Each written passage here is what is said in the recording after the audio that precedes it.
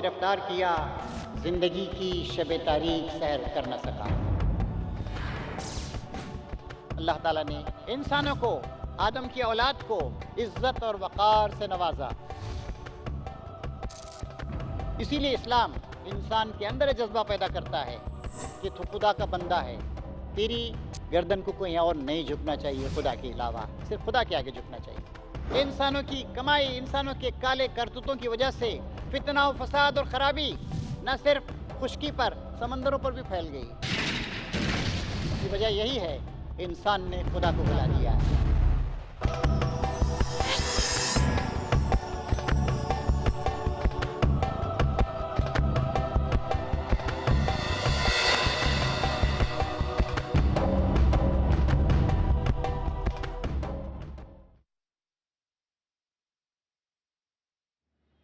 اللہ تبارک و تعالیٰ نے جو مختلف قومیتیں بنائی ہیں، مختلف ایتھنک گروپس بنائے ہیں، اللہ تعالیٰ کہتا ہے لتعارفوا۔ اللہ تعالیٰ نے فیصلہ کر دیا، اسلام کہتا ہے کہ بڑا وہ ہے جو خدا سے زیادہ ڈرتا ہے، جو خدا کے حقوق اور خدا کے بندوں کے حقوق پوری ذمہ داری کے ساتھ ادا کرتا ہے اور اپنی پوری زندگی کو اللہ کی امانت سمجھ کے گزارتا ہے۔ چنانچہ آپ دیکھیں کہ 1000 سال تک اسلام اور اسلامی تہذیب دنیا پر غالب رہے، لیکن اس طرح کی کوئی چیز، اس طرح کوئی فساد وہاں پر آپ نہیں پائیں گے۔ مسلمان جہاں بھی گئے اسلام کا پیغام لے کر گئے، گرے ہوئوں کو سینے سے لگایا، پست کردہ لوگوں کو اونچا اٹھایا اور ان کے مسائل کو حل کیا۔ آج دنیا میں تجارتی معاملات میں، سیاسی میدانوں میں ایک کشمکش پائی جاتی ہے، ریولری پائی جاتی۔ اس کا علاج یہی ہے کہ لوگ اس پیغام کو مانیں اور دیکھیے دنیا کے مسائل کا حل اس طرح نہیں ہو سکتا ہے کہ آپ کے پیٹ میں درد ہوا تو آپ نے ایک ٹیبلٹ کھا لیا اور خود بخود درد ٹھیک ہو گیا۔ شعور کی ضرورت ہے، عقل کی ضرورت ہے، نظریے کی ضرورت ہے۔ اسلام و نظریاتی بنیاد دیتا ہے۔ پھر اسلام یہ کہتا ہے کہ تمہاری زندگی بس یہ دنیا کی زندگی نہیں ہے، دنیا کی زندگی ایک اولین مرحلہ ہے، آخرت آنے والی ہے، تمہیں خدا کے پاس جانا ہے، تمہیں اپنی پوری زندگی کا حساب وہاں پہ دینا ہے، اور اس کے بعد جو تمہاری زندگی ہوگی وہ ہزاروں سال کی، لاکھوں سال کی، کروڑوں سال کی، اربوں سال کی ہوگی۔ قرآن مجید کے صفحات پر ذرا اپنی نظریں دوڑا کے دیکھیے، دل میں بسائیے قرآن مجید کی تعلیمات کو، وہاں آپ کو معلوم ہوگا کأنہم یوم یرونہا لم یلبسوا الا عشیۃ او ضحاہا۔ جس دن یہ لوگ قیامت کو دیکھیں گے، بات کی خبر ابھی دی جا رہی ہے، جس دن یہ لوگ انسان قیامت کو دیکھیں گے تو محسوس کریں گے کہ دنیا میں ایک صبح یا ایک شام سے زیادہ نہیں رہے۔ اسلام یہ تصور دیتا ہے کہ آخرت کی زندگی کے لیے دنیا کو تم استعمال کرو۔ دوسری بات یہ ہے بے انصافیاں ہوتی رہتی ہیں، اسلام نے وہ نظام قائم کیا خلافت راشدہ کے دور میں بھی اور بعد کے ادوار میں بھی، انصاف کیا جائے، سب کے ساتھ انصاف کیا جائے۔ میں نے عرض کیا کہ انسانی جان کا احترام مفقود ہو گیا ہے، چھوٹی چھوٹی باتوں پر قتل و خون ہو رہے ہیں، تلواریں کھینچ رہی ہیں، جنگیں ہو رہی ہیں، استحصال کیا جا رہا ہے۔ اسلام نے انسانی جان کو محترم قرار دیا۔ فرمایا اللہ تبارک و تعالیٰ نے کہ جس نے ایک بے گناہ انسان کی جان لی اس نے گویا ساری انسانیت کو قتل کر دیا، اور جس نے ایک بے گناہ انسان کے جان کی حفاظت کی اس نے گویا ساری انسانیت کا دفاع کیا، اس کی حفاظت کی۔ آج اسی نظریے کے لوگوں کو ضرورت۔ اور اسلام نے یہ بھی کہا کہ انصاف ہونا چاہیے۔ سورہ حدید کی ایک بہت اہم آیت، لقد ارسلنا رسلنا بالبینات وانزلنا معهم الکتاب والمیزان لیقوم الناس بالقسط۔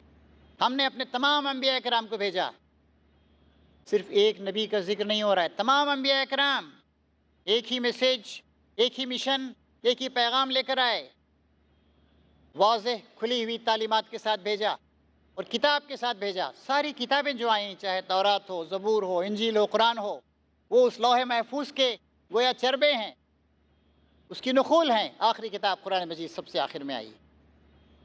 ہم نے اپنے رسولوں کو بھیجا واضح تعلیمات کے ساتھ، اور کتاب نازل کی اور ترازو نازل کی تاکہ لوگوں کو انصاف پہ قائم کر دیا جائے۔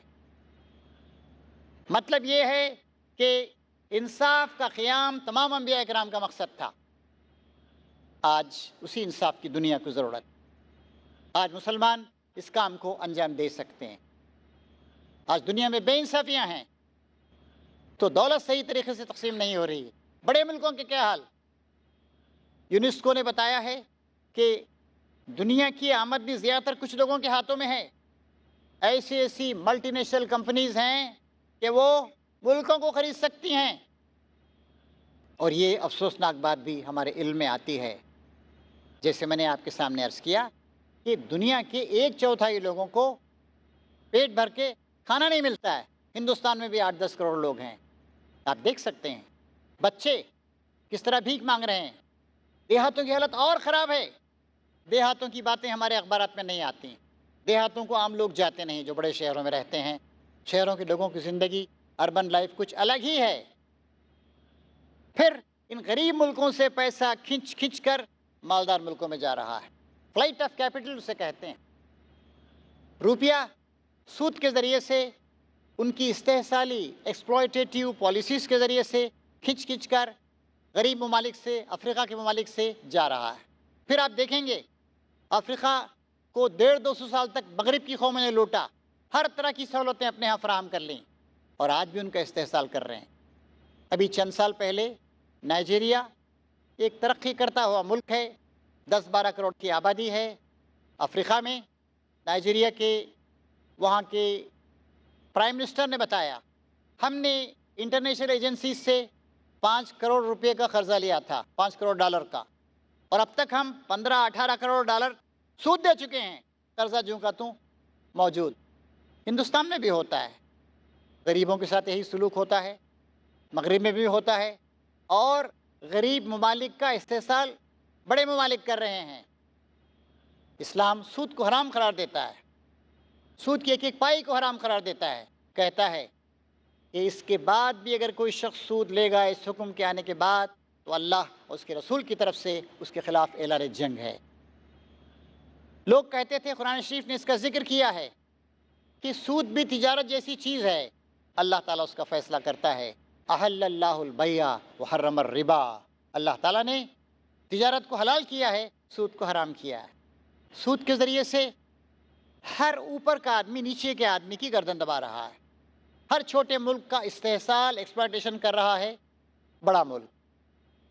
اسلام کے احکام پر اگر عمل کیا جائے، اسلام سے کچھ بڑے بڑے سرمایہ داروں کو، بڑے بڑے بینکرز کو جو نفرت ہے، اس کی وجہ یہ ہے کہ وہ سمجھتے ہیں کہ اسلام آیا سود ختم ہو جائے گا، استحصال ختم ہو جائے گا، اور ہم جو استحصال کر رہے ہیں، لوگوں کا خون چوس رہے ہیں، ہم وہ خون ہم چوس نہیں سکیں گے، اس لیے بھی اسلام کی مخالفت کرتے ہیں۔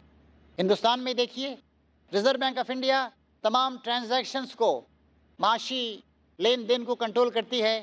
یہاں ابھی تک اس بات کی اجازت نہیں ہے کہ بغیر سود کے کوئی بینک قائم کیا جائے۔ بینک اور بغیر سود کے تصور ہی نہیں۔ مسلمان بیچارے چھوٹی موٹی سوسائٹیاں چلا رہے ہیں، ٹھیک ہے، ان میں سے کچھ کا ٹرن اوور کروڑوں روپے تک بھی پہنچا ہے، پھر بھی قانونی لحاظ سے یہاں پر سود کو ختم کرنے اور نفع اور نقصان میں شرکت کی بنیاد پر قرضہ دینے یا انویسٹمنٹ کرنے کے مواقع یہاں پر ہیں نہیں۔ اور مغرب کے جو سود خوار لوگ ہیں، بڑے بڑے بینکرز ہیں، وہ وہاں پر بیٹھے ہوئے ہیں اور اس کو پسند نہیں کرتے ہیں۔ آپ دیکھ رہے ہیں کہ دنیا میں کمیونزم آیا، کتنا ظلم ہوا۔ کمیونزم سب سے پہلے رشیا میں آیا، اور پھر اس کے بعد آس پاس کے ملکوں میں، چیکوسلواکیہ میں وغیرہ وغیرہ میں گیا، پولینڈ میں گیا، پھر چین میں آیا، لیکن تقریباً 70 سال تک۔ اور کمیونزم کو چلانے میں جو لوگ مارے گئے وہ تقریباً 12 کروڑ ہیں۔ ذات پات کی بات ہٹلر نے جو پیش کی سیکنڈ ورلڈ وار کے زمانے میں، سیکنڈ ورلڈ وار سے پہلے 60 لاکھ یہودیوں کو گیس چیمبرز میں ڈال ڈال کے ختم کیا گیا۔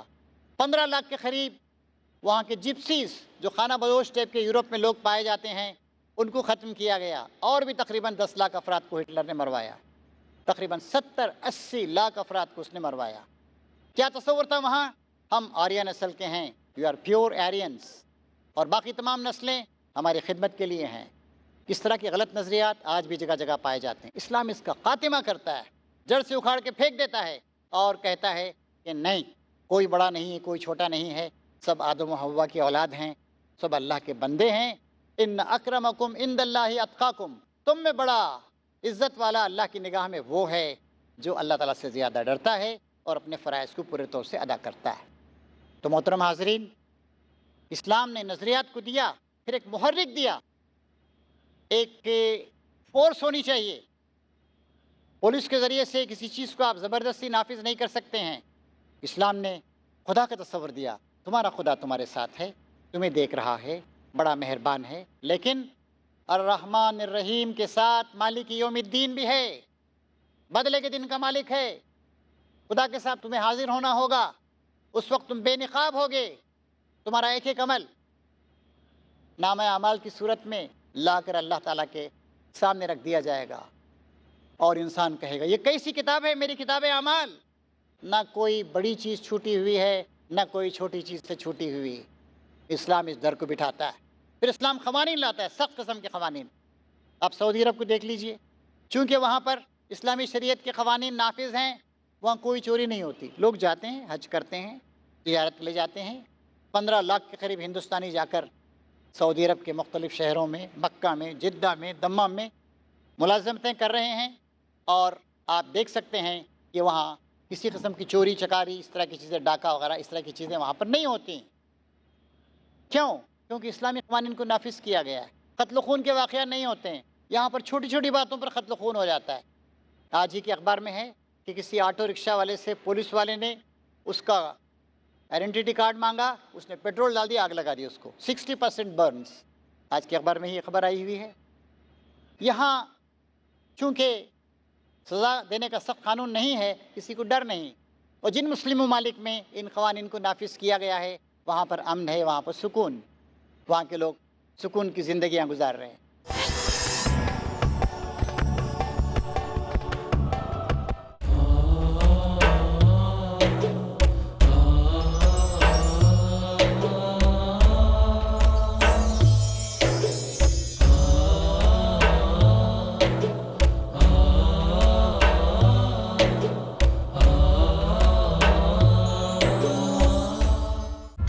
Fridays provide.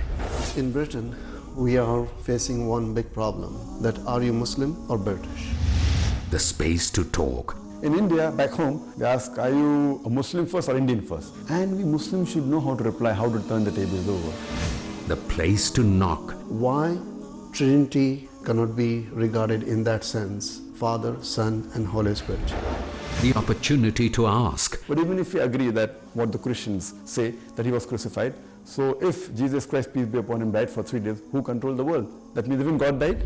The freedom to unmask. So there are various ways which we can prove the argument to be wrong. Let's meet Dr. Zakir. ہر جمعہ رات 8 بجے اور دوبارہ صبح 10 بجے انڈیا میں پیس ٹی وی اردو پر۔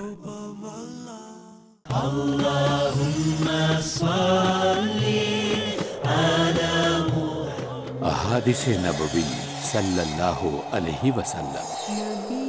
حضرت جابر رضی اللہ عنہ سے روایت ہے کہ رسول اللہ صلی اللہ علیہ وسلم نے لعنت بھیجی سود کھانے والے پر، اور سود کھلانے والے پر، سود لکھنے والے پر، اور سود کے گواہوں پر، اور فرمایا یہ سب گناہ میں برابر ہیں۔ صحیح مسلم جلد نمبر 3 کتاب البیوع حدیث نمبر 3881۔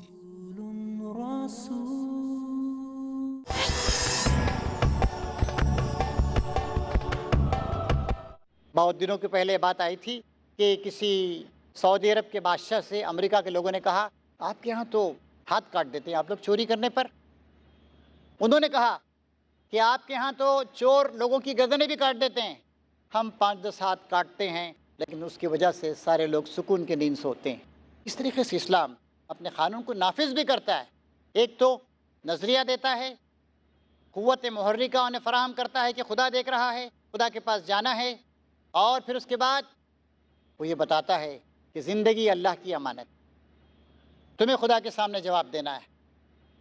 پھر مذاہب نے ایک غلط نظریہ یہ بھی پیش کیا کہ زندگی سے دور ہٹ جاؤ، اسلام نے کہا کہ نہیں، اسلام نے کہا کہ تمہارا روحانی سفر زندگی کی گزرگاہوں سے ہٹ کر کہیں غاروں میں نہیں طے ہوگا.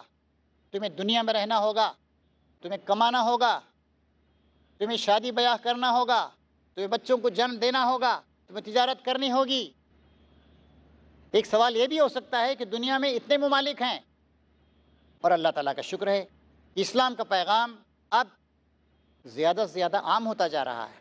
مغرب کے لوگ محسوس کر رہے ہیں، وہ دیکھ رہے ہیں کہ شراب کا اگر کوئی علاج ہو سکتا ہے تو اسلام کے پاس، ڈرگس کا کوئی علاج ہو سکتا ہے تو اسلام کے پاس، بے حیائی بدکاری کا کوئی علاج ہو سکتا ہے تو اسلام کے پاس، شوہر اور بیوی کو ذمہ دارانہ زندگی گزارنے پر آمادہ کیا جا سکتا ہے تو اسلام کے ذریعے کیا جا سکتا ہے. اس طریقے سے اس بات کو محسوس کر رہے ہیں. اور آپ یہ بھی جانتے ہیں کہ بہت سے لوگ اسلام کے دامن میں آ کر پناہ لے رہے ہیں. تو ضرورت اس بات کی ہے کہ ہم مسلمان اس کو اور زیادہ دنیا کے سامنے پیش کریں، ورنہ پھر دنیا ایسے ہی اگر آگے بڑھتی رہی، سماج انتشار کا شکار ہو گیا، طلاقیں اور زیادہ بڑھتی چلی گئیں، بدکار بچوں کی تعداد زیادہ ہوتی گئی، قتل و خون زیادہ ہوتا رہا، فسادات زیادہ ہوتا رہے، تو پھر اس دنیا کو تباہی سے کوئی بچا نہیں سکتا ہے. ایک ہی اب اس کا علاج ہے کہ لوگ دوبارہ خدا کے راستے کی طرف آئے. ففروا الی اللہ، دوڑو اللہ تعالیٰ کی طرف، لوٹ آؤ اللہ تعالیٰ کی طرف. اللہ تعالیٰ ایک جگہ قرآن مجید میں ارشاد فرماتا ہے، قل یا عبادی الذین اسرفوا علی انفسہم لا تقنطوا من رحمت اللہ ان اللہ یغفر الذنوب جميعا انہ هو الغفور الرحیم وانیبوا الی ربکم واسلموا لہ من قبل ان یأتیکم العذاب ثم لا تنصرون. اے نبی صلی اللہ علیہ وسلم، لوگوں سے کہہ دیجئے، ساری انسانیت کو یہ پیغام سنا دیجئے، اے میرے بندو جنہوں نے اپنی جانوں پہ ظلم کیا ہے، گناہ کیے ہیں، سرکشیاں کی ہیں، بغاوت کی ہے اللہ کے خلاف، توڑا ہے اللہ تعالیٰ کے احکام کو، اللہ کی رحمت سے مایوس مت ہو.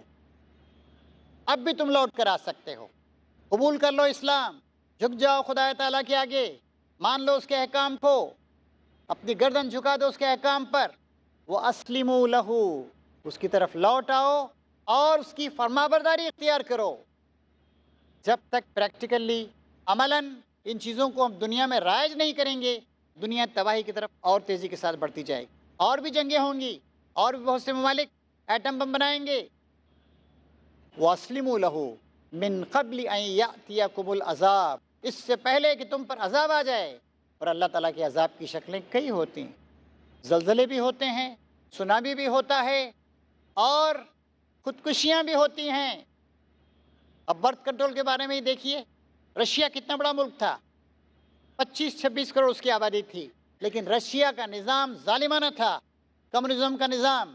نتیجہ کیا ہوا؟ بہت سے ممالک، مولڈویا الگ ہو گیا، جارجیا الگ ہو گیا، تاجکستان، کرغیزستان، ترکمانستان، آذربائیجان سب الگ ہو گئے. اور آج رشیا کی آبادی تقریباً 14.5 کروڑ ہے. لیکن ڈیموگرافرز، ماہرین آبادی، وہ کہہ رہے ہیں کہ رشیا کی آبادی گرتی جا رہی ہے. عورتیں بچوں کو جنم دینے کے لیے تیار نہیں ہیں، ان کو اپنے عیش و عشرت سے کام ہے، وہ اپنے اسٹینڈرڈ آف لائف کو گرانا نہیں چاہتی ہیں. ماں باپ مل کر بچوں کی پرورش و پرداخت کا بوجھ اٹھانا نہیں چاہتے ہیں. نتیجہ کیا ہو رہا ہے؟ اندازہ ہے کہ 2050 تک، یعنی آج سے 40 سال بعد، رشیا کی آبادی صرف 11.5 کروڑ رہ جائے گی. یہ ایک ملک کو ترقی دینے کے لیے، ایک ملک کی فوجوں کو مضبوط رکھنے کے لیے، ایک ملک میں ایگریکلچر اور انڈسٹری کا ڈیولپمنٹ کرنے کے لیے آبادی بھی چاہیے. ہیومن ریسورسز بنیادی اہمیت رکھتے ہیں. چنانچہ رشیا کے لوگ پریشانی کا شکار ہیں، اور وہ کہہ رہے ہیں کہ ہماری آبادی کے فگرز گرتے جا رہے ہیں، کہ اس وقت ہم تقریباً 14.5 کروڑ ہیں، لیکن آج سے 40 سال بعد ہماری آبادی صرف 11.5 کروڑ یا اس سے بھی کم رہ جائے گی. تو اس بڑے ملک کو ہم کیسے سنبھال سکیں گے، کیسے مینٹین کر سکیں گے، انڈسٹریل ڈیولپمنٹ کو ہم کیسے سسٹین کر سکیں گے؟ اور دنیا نے ایسا ہوا ہے. ڈیموگرافرز کہتے ہیں ایک بار کسی ملک کی آبادی میں رجحان پیدا ہوتا ہے کہ ہم آبادی کو کم کریں، آبادی گرتی چلی گئی، تو پھر اس کے بعد اس گرتی ہوئی آبادی کو پھر روکا نہیں جا سکتا۔ یورپ کے کئی ممالک میں اس طرح کا پرابلم پیش آ رہا ہے، زوال ہو رہا ہے، ان کا اخلاقی زوال ہو رہا ہے۔ امریکہ کی کیا حالت ہے؟ اتنی بڑی اکنامی ہے اس کی، اتنی دولت ہے اس کے پاس، لیکن اخلاقی لحاظ سے امریکہ گرتا چلا جا رہا ہے۔ جیمی کارٹر جو اس کے پریزیڈنٹ رہے ہیں، انہوں نے ابھی 2-3 سال پہلے ایک کتاب لکھی، بتایا کہ ہمارا زوال شروع ہو چکا ہے۔ ہماری ملٹری کا زوال نہیں ہوا، ہماری دولت کا زوال نہیں ہوا، لیکن اخلاقی لحاظ سے ہم زوال کا شکار ہو گئے ہیں۔ اور جب اخلاقی لحاظ سے کوئی قوم زوال کا شکار ہو جاتی ہے تو پھر اس کے بعد اس کی ملٹری اس کو بچا نہیں سکتی، اس کی دولت اسے بچا نہیں سکتی، اس کے بینک اسے بچا نہیں سکتے ہیں۔ ہم نے اپنی آنکھوں سے دیکھا اپنی مختصر عمروں میں کہ آج سے 12-15 سال پہلے کس طریقے سے کمیونزم کا زوال ہوا، غیر اسلامی نظریہ تھا، غیر انسانی نظریہ تھا، ظلم پر مبنی تھا، زبردستی نافذ کیا گیا تھا، انسان کی فطرت کے خلاف تھا، اور وہ منظر بھی اب نظر آ رہا ہے۔ آج سے 2-2.5 سال پہلے، 2.25-3 سال پہلے امریکہ کے بہت سارے بینک فیل ہوئے۔ لیمن بینک 100-150 سال پرانا بینک تھا، وہ فیل ہوا۔ اس کے بعد تقریباً 100 سے زیادہ بینک فیل ہوئے، اور امریکہ اپنی اکنامی کو سسٹین کرنے کے لیے، بچانے کے لیے پریشان ہے۔ صحیح کہا تھا علامہ اقبال نے، تمہاری تہذیب خود اپنے خنجر سے آپ ہی خودکشی کرے گی، جو شاخ نازک پہ آشیانہ بنے گا ناپائیدار ہوگا۔ خدا کا انکار کر کے، خدا کو زندگی سے ہٹا کر، غیر خدائی نظریات کی بنیاد پر، ظلم کی بنیاد پر، استحصال کر کے، بے انصافی کی بنیاد پر، جھوٹا پروپیگنڈا کر کے جو نظام بنائے جائیں گے وہ کبھی بھی کامیاب نہیں ہو سکتے ہیں۔ جیمی کارٹر نے بات 3 سال پہلے لکھ دی، امریکہ کے سابق پریزیڈنٹ جو وہاں کے حالات سے واقف ہیں، کہ ہم اخلاقی زوال کا شکار ہو گئے، ہم مظالم ڈھا رہے ہیں، ہمارا خاندان انتشار کا شکار ہیں، ہمارے ہاں طلاق کی شرح بڑھتی جا رہی ہے، ہمارے نوجوانوں کے اندر پڑھنے کا ذوق باقی نہیں رہا ہے، وہ عیش و عشرت کا شکار ہو گئے ہیں، وہ تشدد کے فلسفے پر عمل کر رہے ہیں۔ رشیا کا زوال ہم نے دیکھا، اور ایک اور پہلو میں نے آپ کو بتایا کہ گرتی ہوئی وہاں کی آبادی، اور امریکہ کا زوال بھی اب شروع ہو چکا ہے۔ اب سوال یہ ہے کہ وہ لوگ جو توحید کے پرستار ہیں، توحید کے رمبردار ہیں، کیا وہ آگے بڑھنے کے لیے تیار ہیں؟ ان اللہ لا یغیر ما بقوم حتی یغیروا ما بانفسہم، اللہ تعالیٰ کسی قوم، کسی گروہ کے حالات کو اس وقت تک نہیں بدلتا جب تک وہ خود اپنے حالات کو بدلنے کے لیے تیار نہ ہوں۔ دنیا کو اخلاقی تباہی سے، معاشی بربادی سے، خاندانی انتشار سے، ہر طرح کی خرابیوں سے بچانے کا ایک ہی طریقہ ہے کہ امت مسلمہ کے افراد اٹھیں، کیونکہ ہم پر ایک بہت بڑی ذمہ داری ڈالی گئی ہے، اس پر ہم خود عمل کریں، لوگوں کے سامنے اس کو پیش کریں۔ وہ پیغام جو الہی پیغام ہے، اور وہ کتاب ہدایت جو ہدی للعالمین ہے، دنیا جہان کے لوگوں کے لیے ہدایت اور رہنمائی۔ پیس کانفرنس کا یہی پیس پروموٹنگ پیسفل پروگرام ہے، یہی میسیج ہے کہ آئیے آپ اور ہم اس پیغام کے علمبردار بن جائیں، اپنی انفرادی زندگیوں میں، اپنے خاندانوں میں، اپنے سماج میں، اپنے محلوں میں، اپنے شہروں میں، اپنی پوری زندگی میں اس پیغام کی سچی تصویر بن جائیں، اور اللہ تعالیٰ کے بندوں کو اللہ تعالیٰ کی طرف بلائیں، مظالم سے ان کی حفاظت کریں، اور کونوا قوامین للہ شہداء بالقسط، اللہ کے لیے کھڑے ہونے والے اور انصاف کی گواہی دینے والے بن جائیں۔ اللہ تبارک و تعالیٰ سے دعا ہے کہ وہ ہمیں اس پیغام کو سمجھنے، اس پر عمل کرنے، اس کو پھیلانے، اس کا حق ادا کرنے کی توفیق عطا فرمائے۔ ربنا تقبل منا انک انت السمیع العلیم وتب علینا انک انت التواب الرحیم وآخر دعوانا ان الحمد للہ رب العالمین۔ صرف اسلام ہی اس دنیا کو تباہی سے بچا سکتا ہے۔